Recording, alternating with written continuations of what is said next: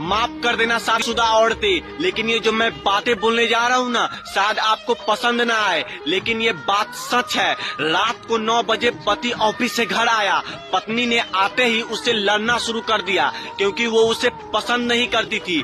तो पति ने कहा मुझे खाना तो दे दो, तो पत्नी ने कहा कि खुद से जाकर खा लो, मुझे नींद आ रही है। पति चुपचाप सुनता रहा और वो पत्नी पूरी रात उससे लड़ती रही।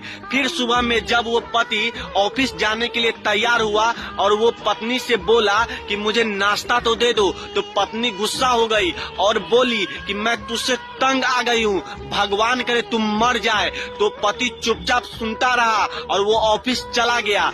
जब वो पत्नी बच्चों के लेकर स्कूल से वापस आ रही थी तो उसके घर के सामने भीड़ लगी हुई थी और उसने करीब जाकर देखा तो उसके पति की लाश उसके घर के सामने पड़ी हुई थी। तो उसके सर के ऊपर कयामत सी आ गई, उसके मन में सन्नाटा सा छा गया। लोग आपस में बात कर रहे थे कि उसका एक्सीडेंट कार से हुई है।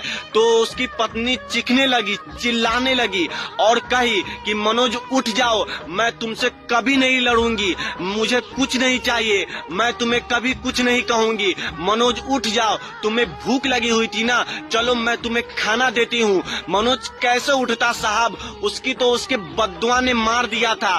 तब मनोज के जाने के बाद उसकी पत्नी को दुनिया के रंग दिखने लगे, रिश्ते बदलने लगे, उसके अपनों ने उससे मुंह मोड़ने लगे, दुनिया के लोग उसे गलत नजरे से देखने लगे। और तब उसको समझ आया कि पति के जाने के बाद उसको एहसास हुआ कि पति जैसा भी हो, या पसंद के हो या न पसंद के हो, औरत के सर का ताज होता है।